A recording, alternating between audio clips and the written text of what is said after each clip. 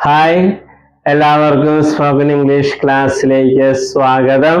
നമ്മുടെ ഭാഷയിൽ നമ്മൾ പറയുന്ന അവൻ എഴുതിയിട്ടുണ്ട്, ഞങ്ങൾ എഴുതിയിട്ടുണ്ട്, അവർ എഴുതിയിട്ടുണ്ട്, അവൻ വന്നിട്ടുണ്ട്, ഇതെങ്ങനെ ഇംഗ്ലീഷിൽ പറയും അതാണ് നമ്മൾ കണ്ടുകൊണ്ടിരിക്കുന്നത്. ഇതിനെ ഇംഗ്ലീഷിൽ പ്രസന്റ് പെർഫെക്റ്റ് ടെൻസ് എന്നാണ് വിളിക്കുന്നത്. എല്ലാ ക്ലാസ്സിലും പറയുന്നത് പോലെ ടെൻസിന്റെ പേരൊന്നും പഠിക്കേണ്ട കാര്യമില്ല. സ്കൂൾ സ്റ്റുഡൻസിനെ ഉദ്ദേശിച്ച് മാത്രമാണ് ഇങ്ങനെ എഴുതിയിട്ടുള്ളത്. ഈ വാചകം ഉണ്ടാക്കുന്നത് സബ്ജക്റ്റ് അതിന്റെ കൂടെ ഹാസോ അല്ലെങ്കിൽ ഹാവോ ഉപയോഗിക്കും. അതിന്റെ കൂടെ വെർബിന്റെ പാസ്റ്റ് പാർട്ടിസിപ്പിൾ ഫോം ആണ് ഉപയോഗിക്കുക. ഹാസ് സിംഗുലറിന്, ഹാവ് പ്ലൂറലിന്. പി ഫോമിലൂടെ എഴുതിയിരിക്കുന്നത് സ്ഥലമില്ലാത്തത് കൊണ്ടാണ് പാസ്റ്റ് പാർട്ടിസിപ്പിൾ ഫോം അതാണ് ഉദ്ദേശിക്കുന്നത്. നമ്മൾ ഹാവ് പ്ലൂറൽ ഉപയോഗിച്ചിട്ടുള്ളത് കണ്ടു കഴിഞ്ഞു. മുൻ ക്ലാസ്സുകളിലെ ഹാസിന്റെ ഹാവിന്റെയും പ്രത്യേക ഉപയോഗം നമ്മൾ കണ്ടതാണ്. പൊസഷൻ, ഉടമസ്ഥതയെ കാണിക്കാൻ എനിക്കൊരു കാറുണ്ട്, പക്ഷേ ആ അർത്ഥത്തിലല്ല ഇവിടെ ഉപയോഗിക്കുന്നതെന്ന് നമ്മൾ മനസ്സിലാക്കുക. നമ്മളൊരു വാചകം പഠിച്ചു, അവൻ എഴുതിയിട്ടുണ്ട്, he has written. He has written, എഴുതിയിട്ടുണ്ട് എന്ന് ഇംഗ്ലീഷിൽ കിട്ടാൻ വേണ്ടി ഹാസ് റിട്ടൺ എന്ന് പറയണം. ഇവിടെ ഹാസിന് പ്രത്യേകിച്ച് അർത്ഥമില്ല, റിട്ടൺ എന്ന വാക്കിന് പ്രത്യേകിച്ച് അർത്ഥമില്ല. എന്നാൽ ഹാസ് റിട്ടൺ എന്ന് പറയുമ്പോൾ എഴുതിയിട്ടുണ്ട് എന്ന അർത്ഥം കിട്ടും. ആ രീതിയിൽ മനസ്സിലാക്കാൻ ശ്രദ്ധിക്കുക. നമ്മൾ ഇന്ന് കാണുന്നത് ഇതിന്റെ ചോദ്യമാണ്. അവൻ എഴുതിയിട്ടുണ്ട്. ചോദ്യം, അവൻ എഴുതിയിട്ടുണ്ടോ? ഇംഗ്ലീഷില് ചോദ്യം ഉണ്ടാക്കുന്ന രീതി നമുക്കറിയാം. വെർബിന്റെ ആദ്യ ഭാഗം കൊണ്ടൊന്ന് മുന്നിലിട്ടാൽ മതി, ക്വസ്റ്റ്യൻ ആവും. എഴുതുമ്പോൾ ക്വസ്റ്റ്യൻ മാർക്ക് കൂടി ഇടുക. ഇവിടെ വെർബ് ഏതാണ്? ഹാസ് റിട്ടൺ ആണ്. ഹാസ് റിട്ടൺ ആണ്. ഹാസ് മാത്രമല്ല, അല്ലെങ്കിൽ റിട്ടൺ മാത്രമല്ല, ഹാസ് റിട്ടൺ ആണ് വെർബ്. ഇംഗ്ലീഷിൽ രണ്ട് വാക്കുകൾ, മലയാളത്തിൽ ഒരു വാക്കേ ഉള്ളൂ, എഴുതിയിട്ടുണ്ട്. ചോദ്യം ഉണ്ടാക്കാൻ ഈ ഹാസ് മുന്നിൽ കൊണ്ടുവന്നിട്ടാൽ മതി. Has he written. Has he written, അവൻ എഴുതിയിട്ടുണ്ടോ? അവൻ വന്നിട്ടുണ്ടോ? Has he come. അവൻ പോയിട്ടുണ്ടോ? Has he gone. അവൻ പഠിച്ചിട്ടുണ്ടോ? Has he studied. അവൻ ഉറങ്ങിയിട്ടുണ്ടോ? Has he slept. അവൻ സഹായിച്ചിട്ടുണ്ടോ? Has he helped. ഈ രീതിയിൽ നമ്മൾ പ്രാക്ടീസ് ചെയ്യണം. നമുക്ക് നോക്കാം. ഇവിടെ ഓരോ വാക്കുകൾ കൂട്ടിച്ചേർത്തിട്ടുണ്ട്. അത് വാചകങ്ങൾക്ക് കൂടുതൽ അർത്ഥം തോന്നിക്കാൻ വേണ്ടിയാണ്, അല്ലാതെ നമ്മൾ പ്രാക്ടീസ് ചെയ്യാം. Has he written a story. Has he written a story, അവനൊരു കഥ എഴുതിയിട്ടുണ്ടോ? ഇവിടെ ഒരു കാര്യം പ്രത്യേകം ശ്രദ്ധിക്കണം. ഹാസ് ഹി അത് ഒരുമിച്ച് പറയണം. Has he written a story, അവനൊരു കഥ എഴുതിയിട്ടുണ്ടോ? Has he read a book, അവനൊരു പുസ്തകം വായിച്ചിട്ടുണ്ടോ? Has he send a letter, അവനൊരു എഴുത്ത് അയച്ചിട്ടുണ്ടോ? ഹാസ് ഹി ടോട്ട് ദം, അവൻ അവരെ പഠിപ്പിച്ചിട്ടുണ്ടോ? ഹാസ് ഹി കം, അവൻ വന്നിട്ടുണ്ടോ? Has he broken a cup, അവനൊരു കപ്പ് പൊട്ടിച്ചിട്ടുണ്ടോ? അടുത്തത് ഷീ, അവൾ, സിംഗുലർ ആണ്, അതുകൊണ്ട് ഹാസ് ഉപയോഗിക്കുന്നു. Has she written a story, അവൾ ഒരു കഥ എഴുതിയിട്ടുണ്ടോ? Had she read a book, അവൾ ഒരു പുസ്തകം വായിച്ചിട്ടുണ്ടോ? Had she send a letter, അവൾ ഒരു ലെറ്റർ അയച്ചിട്ടുണ്ടോ? ഹാഡ് ഷീ ടോട്ട് ദം, അവൾ അവരെ പഠിപ്പിച്ചിട്ടുണ്ടോ? ഹാഡ് ഷീ കം, അവൾ വന്നിട്ടുണ്ടോ? Had she broken a cup, അവൾ ഒരു കപ്പ് പൊട്ടിച്ചിട്ടുണ്ടോ? അടുത്തത് രാജു, സിംഗുലർ ആണ്. Has Raju written a story. Has Raju written a story, Raju ഒരു കഥ എഴുതിയിട്ടുണ്ടോ? ഒരു ക്ലാസ്സുകളിൽ പറഞ്ഞതുപോലെ ഈ രീതിയിൽ ഇംഗ്ലീഷിൽ അങ്ങനെ ചോദിക്കാറില്ല. Has Raju written a story, അതിന് പകരം has he written a story എന്നായിരിക്കും ചോദിക്കുക സാധാരണ. കാരണം രാജുവിനെ കുറിച്ച് എന്തെങ്കിലും പറഞ്ഞിട്ടൊക്കെ ആയിരിക്കും ചോദിക്കുന്നത്. ഇനി has Raju written a story എന്നും ചോദിക്കാൻ കുഴപ്പമില്ല, പക്ഷെ കൂടുതൽ ഈ രീതിയിലാണ് ഉപയോഗിക്കുക. അതുകൊണ്ട് നിങ്ങൾ പ്രാക്ടീസ് ചെയ്യുമ്പോൾ ഇത് രണ്ടും വെച്ച് പ്രാക്ടീസ് ചെയ്യുക. കൂടുതൽ ക്രിയകൾ വെർബ്സ് ഉപയോഗിക്കാൻ ശ്രദ്ധിക്കുക. ഇന്ന് രണ്ടാമത്തെ വാചകം നമ്മൾ കണ്ടു. ആദ്യത്തെ വാചകം അവൻ എഴുതിയിട്ടുണ്ട്, ഹി ഹാസ് റിട്ടൺ.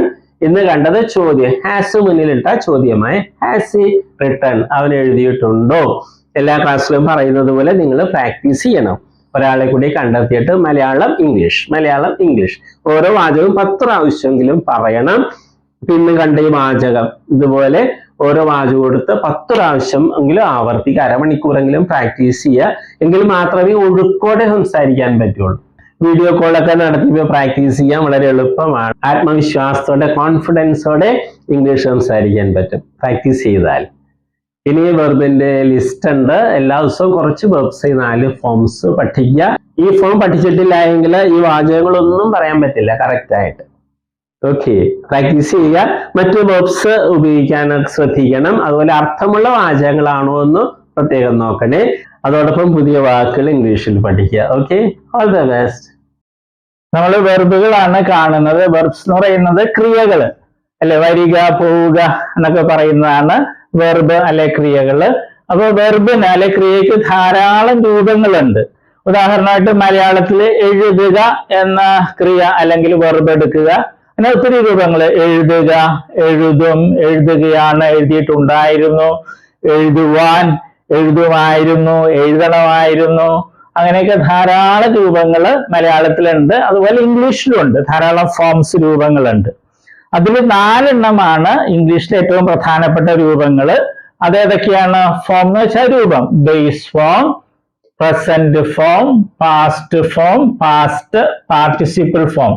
ഈ 4 രൂപങ്ങളാണ് ഏറ്റവും പ്രധാനപ്പെട്ടത്. കാരണം ഇംഗ്ലീഷില് എല്ലാ ടെൻസ് എന്ന് പറയുന്നത് അത് മറ്റൊക്കെ ഉണ്ടാക്കുന്നത് ഈ 4 എണ്ണത്തില് ഏതെങ്കിലുമൊക്കെ ഉപയോഗിച്ചാണ് ടെൻസും മറ്റും ഉണ്ടാക്കുന്നത്. അപ്പൊ ഈ 4 എണ്ണം അറിഞ്ഞിരിക്കണം, എങ്കിലേ ഇംഗ്ലീഷ് സംസാരിക്കാനും എഴുതാനൊക്കെ സാധിക്കുകയുള്ളൂ. ഉദാഹരണമായിട്ട് നമ്മൾ ബേസ് ഫോം അല്ലേ, ഉദാഹരണമായിട്ട് റൈറ്റ് എന്ന വെർബ് എടുക്കുന്നു. അതിന്റെ അർത്ഥം എന്താണ്? എഴുതുക. പ്രസന്റ് ഫോമില് റൈറ്റും ഉണ്ട്, റൈറ്റ്സും ഉണ്ട്. ഇത് പ്ലൂറലാണ്, ഇത് സിംഗുലർ ആണ്. ഇതിന്റെ അർത്ഥം എന്താണ്? എഴുതാറുണ്ട് അല്ലെങ്കിൽ എഴുതുന്നു. ഇത് രണ്ടുപേരെ അർത്ഥം മലയാളത്തില്.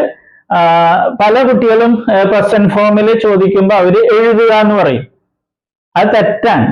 ഈ പ്രസന്റ് ഫോമില് റൈറ്റിന്റെ അർത്ഥം എഴുതാറുണ്ട് എന്നുള്ളതാണ്. എഴുതുക എന്നുള്ളത് ബേസ് ഫോമാണ്. ഇത് ഒത്തിരി പേര് തെറ്റായിട്ട് സ്കൂളിൽ പഠിച്ചിട്ടുണ്ട്. പാസ്റ്റ് ഫോമില് അതിന്റെ അർത്ഥം എന്താണ്? വാക്ക് എന്താണ്? റോട്ട്. അതിന്റെ അർത്ഥം എഴുതി എന്നുള്ളതാണ്. പിന്നെ പാസ്റ്റ് പാർട്ടിസിപ്പിൾ ഫോം ഉണ്ട്, അതിന്റെ റൈറ്റിൻ്റെത് റിട്ടൺ എന്നുള്ളതാണ് ആ ഫോം. അതിന് പല അർത്ഥങ്ങളുണ്ട്, മാറി മാറി വരും. പിന്നെ ഒരു കാര്യം നമ്മൾ അറിഞ്ഞിരിക്കുക, ഈ ബേസ് ഫോമും പ്രസന്റ് ഫോം പ്ലൂറലും, ബേസ് ഫോമും പ്രസന്റ് ഫോം പ്ലൂറലും ഇംഗ്ലീഷ് ഭാഷയിലെ വെർബുകൾക്ക് ഒരെണ്ണത്തിനൊഴികെ, ബി എന്ന വെർബിനൊഴികെ ബാക്കി എല്ലാ വെർബുകൾക്കും ഒരേപോലെയാണ്. സ്പെല്ലിങ്ങും ഉച്ചാരണമൊക്കെ ഒരേപോലെ തന്നെയാണ്. ഏത്? ബേസ് ഫോമും പ്രസന്റ് ഫോം പ്ലൂറലും. അർത്ഥം വ്യത്യാസമുണ്ട്. ബേസ് ഫോമിൽ എഴുതുക എന്നുള്ളതാണ് റൈറ്റ് എന്ന് പറയുമ്പോൾ, പ്രസന്റ് ഫോമിൽ റൈറ്റ് എന്ന് പറയുമ്പോൾ എഴുതാറുണ്ട് എന്നുള്ളതാണ്. ഇംഗ്ലീഷ് ഭാഷയിൽ 1,70,70,000-ലധികം വെർബുകൾ, ക്രിയകളുണ്ട്. അപ്പൊ അതില് ഈ വെർബ് ഒഴിച്ച്, ബി എന്നൊരു വെർബ് ഉണ്ട് ഇംഗ്ലീഷില്, അത് ഒഴിച്ച് ബാക്കി എല്ലാ വെർബുകളുടെയും ബേസ് ഫോമും പ്രസന്റ് ഫോം പ്ലൂറലും ഒരേപോലെ, ഒരേ സ്പെല്ലിംഗ്, ഒരേ ഉച്ചാരണം. ഓക്കെ, അതുകൊണ്ട് നമ്മൾ ഇത് പ്രത്യേകിച്ച് പഠിക്കില്ല. നമ്മൾ ഇത് 3ആണ് പഠിക്കുന്നത്. അത് നമ്മൾ സ്കൂളിൽ പഠിച്ചിട്ടുണ്ട് അല്ലെ. Come, came, come, go, went, gone, അത് തന്നെ സാധനം. പിന്നെ നേരെ ഒരു കാര്യവും കൂടി, ഇംഗ്ലീഷിൽ നേരത്തെ പറഞ്ഞു 1,70,000-ൽ വെർബ്സ് ഉണ്ട്. അതിൽ ഭൂരിഭാഗം വെർബുകളുടെയും ഈ പാസ്റ്റ് ഫോമും പാസ്റ്റ് പാർട്ടിസിപ്പിൾ ഫോമും ഉണ്ടാക്കുന്നത് ഈ പ്രസന്റ് ഫോമിന്റെ കൂടെ ഡി അല്ലെങ്കിൽ ഇ ഡി എന്ന് കൂട്ടിച്ചേർത്താണ്. ഒരിക്കൽ കൂടി പറയട്ടെ, ഇംഗ്ലീഷ് ഭാഷയിലെ ഒട്ടുമിക്ക വെർബുകളുടെയും പാസ്റ്റ് ഫോമും പാസ്റ്റ് പാർട്ടിസിപ്പിൾ ഫോമും ഉണ്ടാക്കുന്നത് ഡി അല്ലെങ്കിൽ ഇ ഡി എന്ന് പ്രസന്റ് ഫോമിന്റെ ഈ പ്ലൂറലിനോടുകൂടെ കൂട്ടിച്ചേർത്താണ്. അല്ലാതെ കുറെ വെർബ്സ് ഉണ്ട്. അപ്പൊ പക്ഷെ അതാണ് നമുക്ക് ഇവിടെ ഒത്തിരി ഉപയോഗിക്കുന്നത്. അതിലൊരു ഒരെണ്ണമാണ് ഇത്, റൈറ്റ്, റോട്ട്, റിട്ടൺ. ഇത് മൂന്ന് രീതിയാണ്. റൈറ്റ് ഇത് വേറെ രീതി, റോട്ട് ഇത് റിട്ടൺ. ഓക്കെ, അപ്പൊ നമ്മൾ ഇത് 3 പഠിക്കുള്ളൂ. നേരത്തെ പറഞ്ഞതുപോലെ ഇത് പ്രത്യേകിച്ച് പഠിക്കേണ്ട കാര്യമില്ല, ബേസ് അർത്ഥം അറിഞ്ഞിരുന്നാൽ മതി. ഓക്കെ, ഇപ്പൊ കമ്മിന്റെ അർത്ഥം എന്ന് പറഞ്ഞാൽ വരിക. ബേസ് ഫോമിൽ കം എന്ന് പറഞ്ഞാൽ വരിക എന്നായിരിക്കും. പ്രസന്റ് ഫോമിൽ വരാറുണ്ട് എന്നായിരിക്കും അതിന്റെ അർത്ഥം. ഉച്ചാരണവും സ്പെല്ലിങ്ങും ഒന്ന് തന്നെ ആയിരിക്കും. അപ്പൊ നമ്മളിത് 3 സ്കൂളിൽ നമ്മൾ പഠിച്ചിട്ടുണ്ട്. അത് ശരിയായിട്ടൊന്ന് മനസ്സിലാക്കണമെന്നേ ഉള്ളൂ.